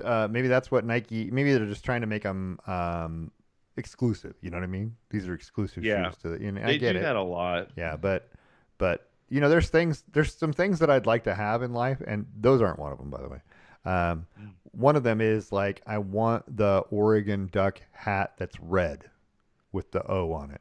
The white O that the signal colors have on the sideline. You know, that's blue with the O on it. I'm gonna tell you this right now. You go on to bsnsports.com. You Yeah. can order a hat in any color, generic Nike, Yeah. whatever hat. Hold on. Yeah. And then you're gonna do what they do, which is they're gonna take it to their person with like a patch, like Right. not like a patch, but like with like the embroidery thing, Right. and they're gonna have it put on. Sure. So you can order the embroidered O, the white O. Yeah. And you can buy the hat, and you can do it the exact same way that they do it. Take it to your local, seamstress, and have her put the hat on there, Right. or have her put the logo on there, and you have exactly what they have. Portland State had sets of hats, and ours were actually heat pressed, but they were blue, yellow, and red, because it was a different material. But it's not like some crazy, unique, hard thing to get. You order the logo, the embroidered patch, or the heat press, and then you take it to a seamstress or you do it yourself. Yeah, I hear you. But you want one of the ones from the actual team, right? That'd be nice. Yeah, I just signed by Dan Lanning. You see them on the sideline of every game. You see not just the Duck games. Every team has them, right? Because there's a guy with a blue and a green and a red hat, right? And they're doing different signals, right? And it's a matter of which guy you're supposed to be looking at, right? Because they're all right next to each other, and that's a way of deception for the other team. And most of the time, you're not looking at any of them, right? And maybe not. It might be the damn boards, the reader board things, or it might be who knows what, right? Did you hear? So Mario Cristobal did an interview, and he said that the boards he was taught during his time at Oregon and during his time while he's using them at Oregon, the boards don't mean anything. They're complete misdirection. Yeah, absolutely. Chip said that he used the boards for quote a couple years, right? But he was there for 4 years, or 3 years, something like that. And it's like you used them all years. Which years did you not count? Right. And I love that. I mean, I love the fact that that's what you got to do. You got to do what you got to do. You see these teams put out those like big black banner thingies to block signals, and I'm like, oh, come on. What it is to do is to block people behind you, like from the visiting team booth, right? From seeing it, or to put a frame if you're like if you got the crowd too low, right? Yeah, to put a frame so that way you can not get distracted by people in the crowd. Yeah. And I get it. I understand why they do it, but it's weird. I mean, it's one of those things where there's so much you don't even think about that goes on in a football game, right? Yeah. How do you get the signals in, right? And there's 7 guys over there doing different motions, and it all looks like, what are you talking about? But but really they're looking at somebody completely different. Yeah, somebody completely different. But yeah, I like it. I like that idea of it. I like the weird colored things, that are not just normal. So if you have a red polo shirt that has an Oregon O on it, that's awesome looking, right? Yeah. Because you just don't see that very often. So I know at Tennessee they were green is their big color on the sideline. Right. Like, so they I think this year they have a couple colors, but like in the past years, you'd always see somebody wearing like an Oregon apple green in the middle of their sideline. Yeah. And it was always very out of place and very funny. I know when I was at Portland State, we had 2 signal callers, 2 people, one other coach signal caller, and then the real person who sometimes was a player, sometimes was a coach. Gotcha. And sometimes there were no signals, and it was all like it was like a simple like number, and they knew what the number meant. They knew what it was connected to. Yeah. So Cool. yeah, it was really weird. A lot. I feel like half the crap you see on the sideline is just misleading. I like it. All right. Well, that's all we got for the day. So we are going to be back. You know what? One of the things I got to learn to do is press the button. Get some outro music.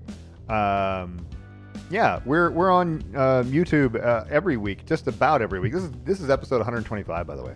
We've been doing this a long time, and we've got. I don't know about this song. This one's a little weird. But I like this one. we're on YouTube every week, just about, and you can catch us on lambsports.com. You can check out the website. If you go on Facebook, you can just Google Lambs or just type in Lamb Sports or Best Lamb Sports Show, and it will come up with all of the shows. You can go to our page. You can see the past shows on there if you missed something. We want to thank the NCAA, the NFL, WNBA, Major League Baseball, CBS, ABC, NBC, Fox Sports, all of the above, and ESPN for all of the scores and stats and highlights and all those kind of things. But we'll be back next week. We got Formula One to talk about next week. We've got more college football. It's a bye week for Oregon, so we got a lot of stuff that's going to set up some games for later. NFL is interesting because we still don't know anything about anybody. We'll talk about all that next week and more. I want to thank you for listening, and we'll talk to you guys next week.